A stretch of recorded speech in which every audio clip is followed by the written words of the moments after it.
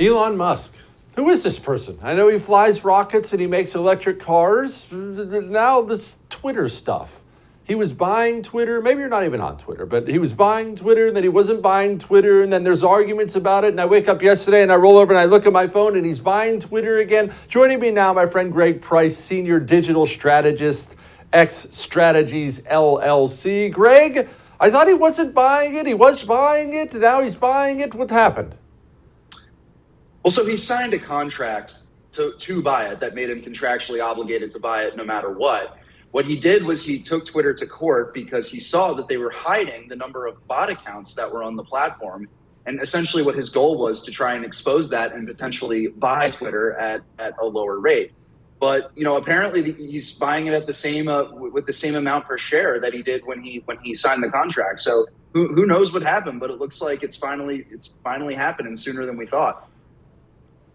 Okay, Greg, just out of respect for people like my father who may be watching, actually my dad's probably not watching, but if he was watching, my dad would have two questions after hearing that. One, what is a bot? And two, why would having a lot of them on the website have anything to do with Elon buying it or not buying it?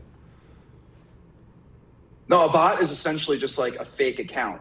And, you see these everywhere. Like, there's these bot farms that people run, and it's against Twitter's terms of service, technically, but you still see them a lot. Like you see them a lot with when it comes to Ukraine. You tweet something that says, hey, it's not a good idea to start a nuclear war with Russia, and all of a sudden you have 1 million accounts with Ukraine flags in their names, in your mentions, calling you a Putin shill. That's essentially what a bot account is. And you see these on a lot of different issues too, and it's a real issue when it comes to the business side of Twitter, because he wanted Twitter at $54 a share, and if there's all these if you have so many fake accounts on the platform, it essentially inflates the worth of Twitter, and so that was essentially the problem there. But I think it was just a calculated decision on Elon's part to try and expose some of the fakeness and the shenanigans that goes on behind the scenes of Twitter. But it looks like he's finally going to do it, and it's a good day for freedom of speech on the internet. Okay. All right. Well, it must be, because people like this communist at NBC, Ben Collins, he's very upset about it. He says, quote, yes, I do think this site can change and will pretty dramatically if Musk gets full control. No, there's no immediate replacement if it gets done early enough based on the people he's aligned with. Yes, it could actually affect the midterms. All right, Greg, I'm not some Elon Musk worshiper or anything, but how is Elon buying Twitter going to affect the midterm elections? It's not going to affect the midterm elections at all. People like Ben Collins and people like Brandy Zadrozny, another NBC News quote-unquote disinformation reporter, there's essentially this cottage industry of reporters who go around and censor very popular accounts that are threats to the establishment. They work at NBC News and all these other places. Taylor Lorenz at the Washington Post fits in this category. And they have their media contacts at Twitter that they go to, when they'll essentially say, hey, this account, this very popular account, promotes misinformation. They'll write a story about it, and then they'll reach out to Twitter to ask if they will take any action against them. And Twitter largely does it because the people who run it are cowards. But Elon buying Twitter essentially means that these people are going to lose their power to control information on the internet, which is what they want to do. And if Elon does one good thing for Twitter, of all the things he could possibly do for this platform, putting people like Ben Collins out of business and taking away their power to censor conservative accounts would be the best thing. Okay, I realize this is an opinion, or not. You're not inside the guy's head, but what do we think he's going to do? Are we going to wake up, the morning after the ink is dry and Donald Trump's back and everyone who's been banned, all the Alex Joneses of the world are back? Or is he going to basically do nothing? Because I see a lot of cheering on the right. I don't see any plan of what he's actually going to do.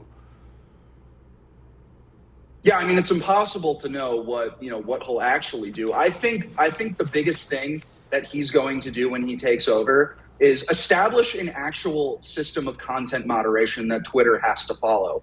So, the biggest criticism that, not just people on the right, but people who believe in free speech had of Twitter under Jack Dorsey and under the current leadership, Parag, whatever his name is the fact that they have these terms of service that they enforce in clearly politically motivated ways. So, for example, when they censored the Hunter Biden laptop, they did that because they said it's against Twitter's terms of service to post things that were obtained via a hack. And first of all, they were not obtained via a hack. Hunter Biden got high on crack and left his laptop at a repair shop. And second of all, they go and they allow things like Donald Trump's tax returns to circulate, which were obtained via a hack. And so I think the biggest thing that Elon Musk is going to do, and he said this before, is have an actual concrete system that Twitter uses to moderate content. And force them to actually do that. I think another thing to look out for is, obviously Twitter has all of these woke employees, as we've seen from the leaks of their Slack channel about how they were talking about censoring libs of TikTok. It'll be interesting to see which employees stay and which go, and how sort of the makeup of the people who actually work at Twitter changes. And I think the other thing is we'll see what accounts they bring back that have been censored. Elon Musk has said that he would reverse Donald Trump's permaban. Trump said he would not come back, though. He's going to stay on Truth Social. But there have been thousands of other accounts that have been suspended over the last 5 years. And, between Mike Lindell, between even all the way to Alex Jones to, even Laura Loomer, all of these people that have been permabanned, we'll see who comes back, and we'll see what he does with that.